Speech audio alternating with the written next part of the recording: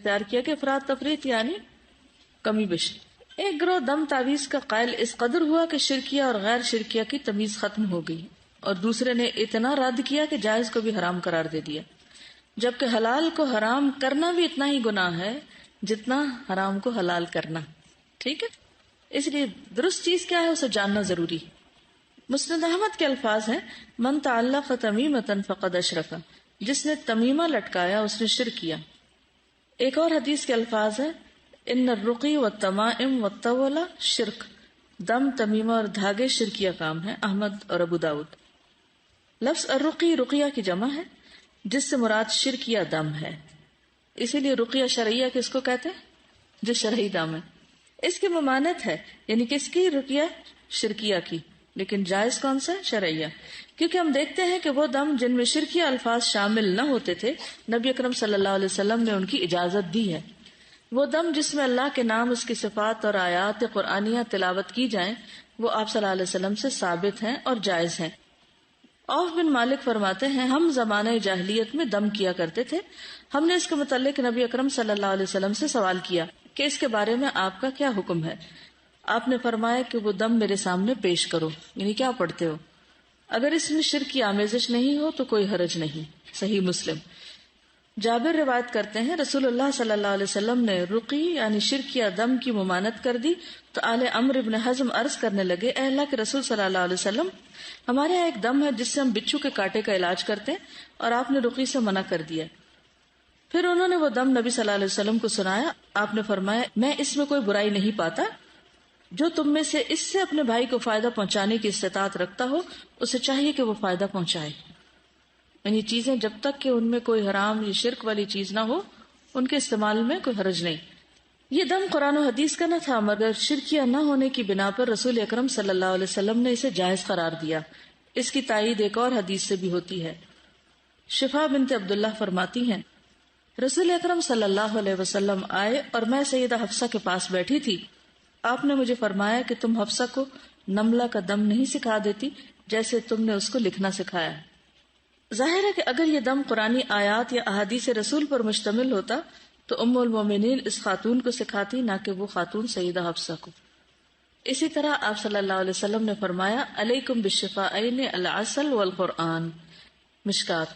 2 شفا قرآن اور شہد کو اپنے اوپر لازم پکڑو. فی فاتحۃ الکتاب شفاء من کل داء. مشکات. سورۃ فاتحہ میں ہر بیماری کے لیے شفا ہے. شہد کو کھانے سے اور قرآن کو دم کرنے سے آرام آئے گا. یہ ایک طریقہ ہے جسے طب ربانی کہا جاتا ہے. ابن التین فرماتے ہیں هو الطب الربانی فاذا كان على لسان الابرار من الخلق حصل الشفاء باذن اللہ تعالی. تفسیر العزیز الحمید. یہ طب ربانی ہے، پس جب مخلوق میں سے نیک لوگوں کی زبان سے دم کیا جائے تو اللہ کے حکم سے شفا ہو جاتی. عن شتیر بن شکل بن حمید عن ابیہ قال قلت یا نبی اللہ علمنی تعویذا اتعوذ به قال قل اللهم انی اعوذ بک من شر سمعی وشر بصری وشر لسانی وشر قلبی وشر منی. صحابی فرماتے ہیں اے اللہ کے نبی صلی اللہ علیہ وسلم مجھے تعویذ یعنی اللہ کی پناہ میں کیسے آؤں سکھائیے تاکہ میں اس سے پناہ حاصل کروں. آپ نے فرمایا کہو اے اللہ میں تیری پناہ میں آتا ہوں اپنے کان، آنکھ، دل، زبان اور خواہشات کے شر سے. ابو الحسن عبید اللہ مبارک پوری نے اس حدیث کی تخریج میں لکھا ہے کہ یہ حدیث صحیح سند کے ساتھ ہے. تمائم. تمائم یہ تمیمہ کی جمع ہے. تمائم ان تعویذات کو کہا جاتا ہے جو نظر بد سے محفوظ رہنے کے لیے بچوں کے گلے میں ڈالے جاتے ہیں، دھاگے وغیرہ. اگر یہ تعویذ قرآنی آیات پر مشتمل ہو تو بعض اہل علم نے ان کو جائز قرار دیا، سب نے نہیں، جن میں سیدہ عائشہ اور سیدنا عبداللہ ابن عمرو ابن العاص شامل ہیں، اور ناجائز قرار دینے والوں میں سیدنا عبداللہ ابن مسعود ہیں. یونس بن حباب کہتے ہیں کہ میں نے ابو جعفر سے تعویذ لٹکانے کے بارے میں پوچھا تو انہوں نے کہا ٹھیک ہے بشرطے کہ وہ اللہ کی کتاب یا نبی صلی اللہ علیہ وسلم کے کلام سے ہو، اور مجھے حکم دیا کہ میں بخار کا اس سے علاج کروں.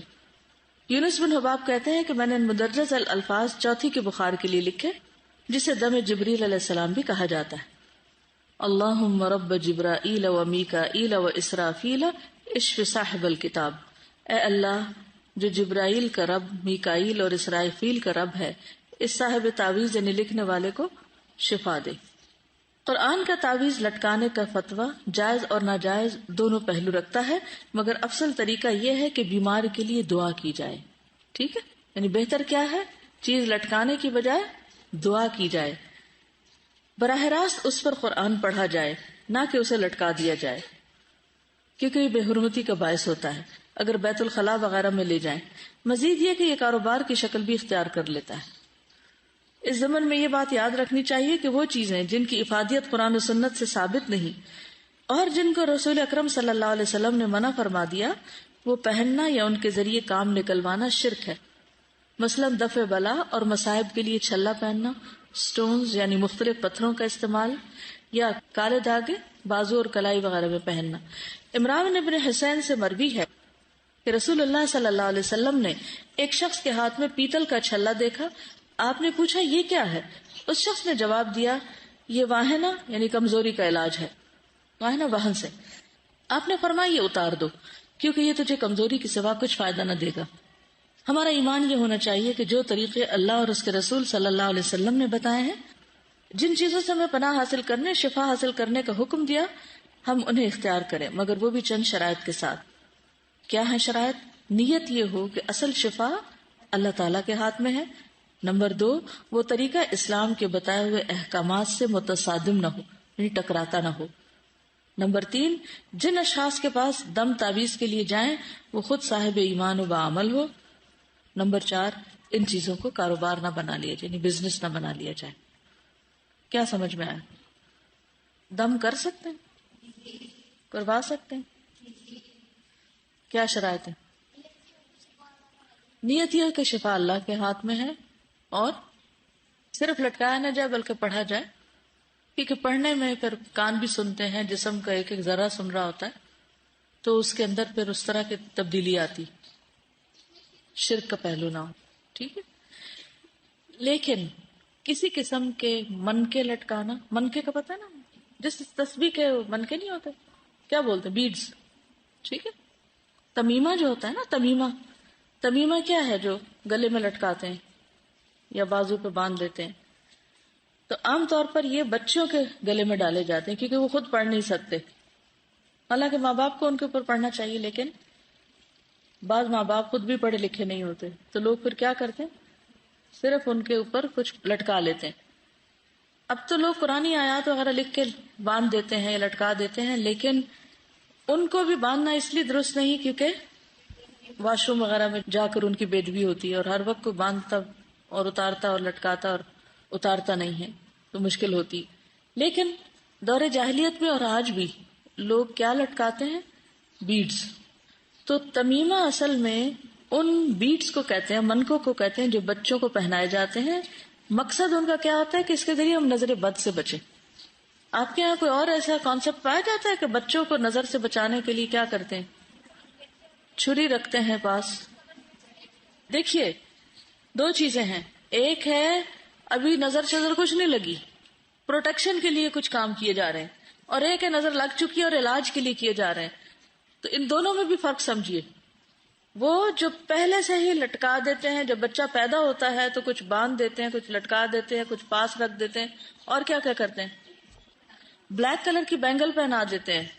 ایک ہے وہ ایکشن جو ابھی کچھ بھی نہیں ہوا، بچہ صحیح سلامت ٹھیک ٹھاک ہے، اور کچھ کام کیے جا رہے ہیں کہ ہو نہ جائے. تعویذ کا مطلب کیا ہوتا ہے؟ پناہ لینا. وہ کس کی پناہ لے رہے ہوتے ہیں؟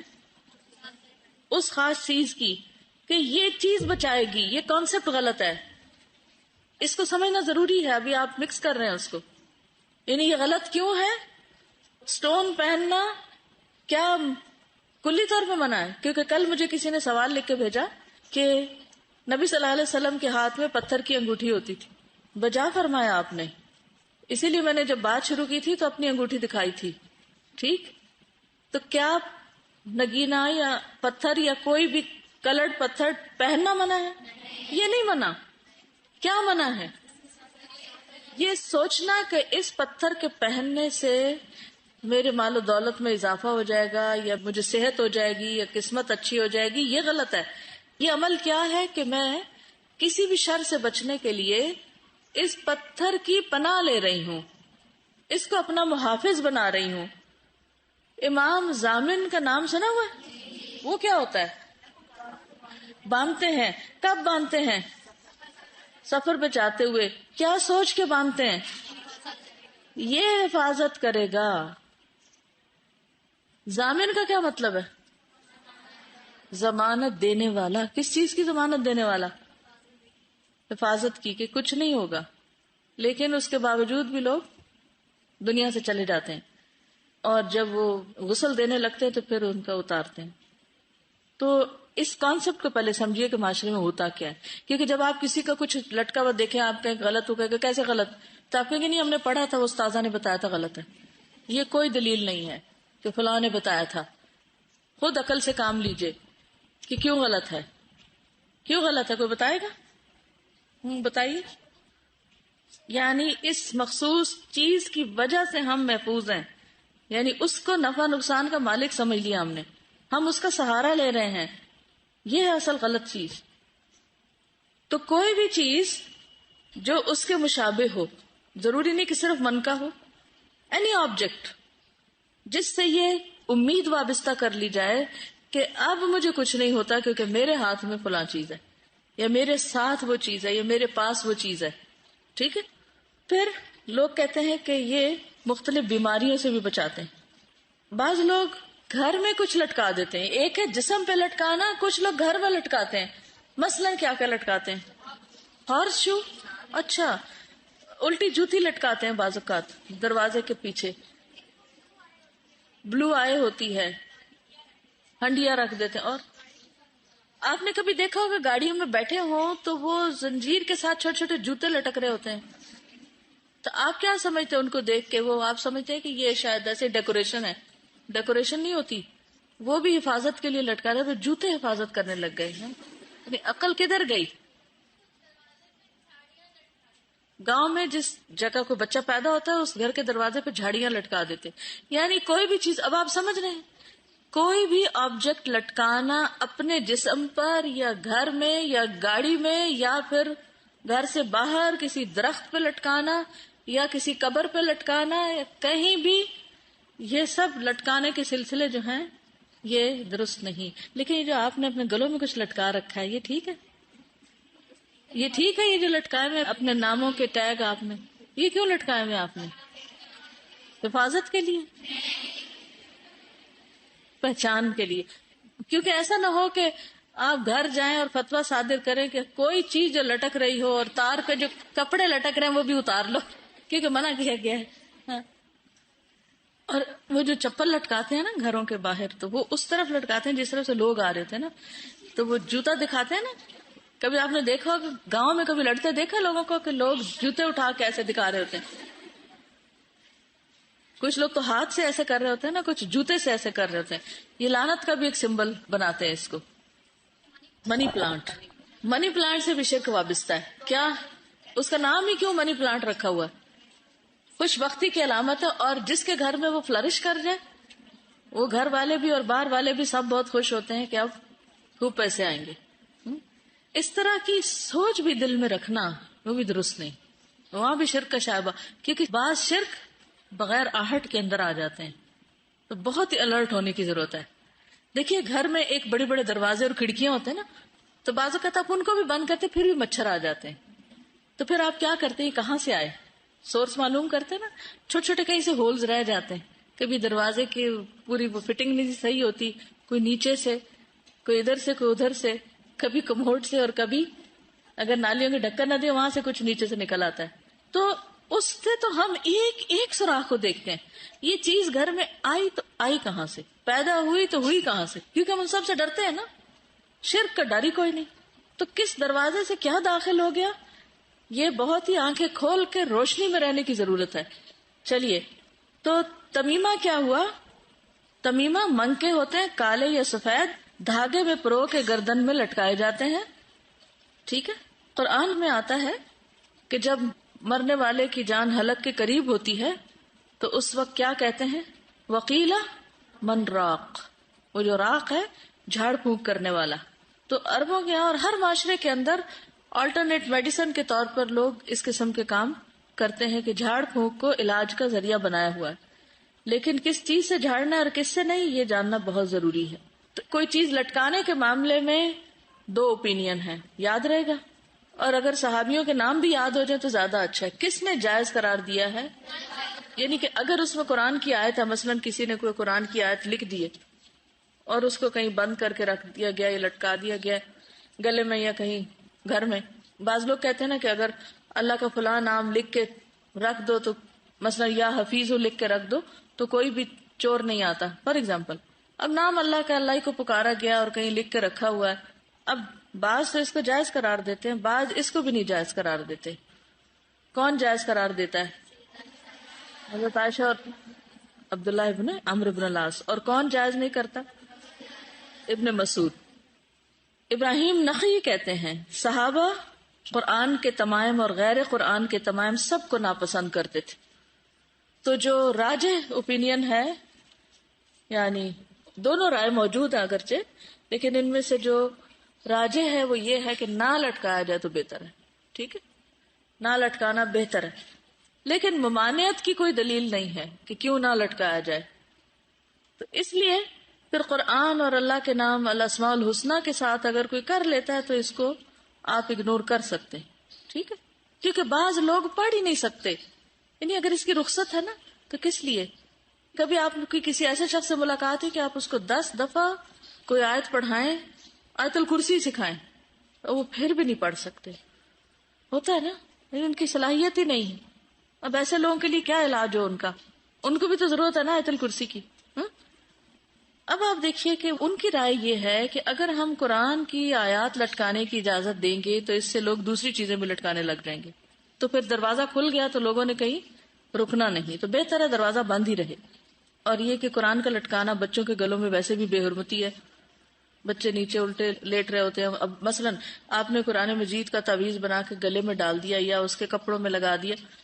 اب بچہ پہلے سیدھا لیٹا ہوا تھا، پھر وہ الٹا ہو گیا، اب تعویذ کہاں آ گیا؟ بچہ اوپر ہے اور قرآن کی آیت نیچے آئی ہوئی ہے، کیونکہ وہ سوتے جاگتے ہر جگہ پہنا ہوا ہوتا ہے. تو بید بھی ہے یا نہیں ہے؟ تو پھر نہیں لٹکانا چاہیے نا. اگر کسی بڑے نے پہنا ہوا ہے تو واش روم جائے گا، تو بید بھی ہے یا نہیں ہے؟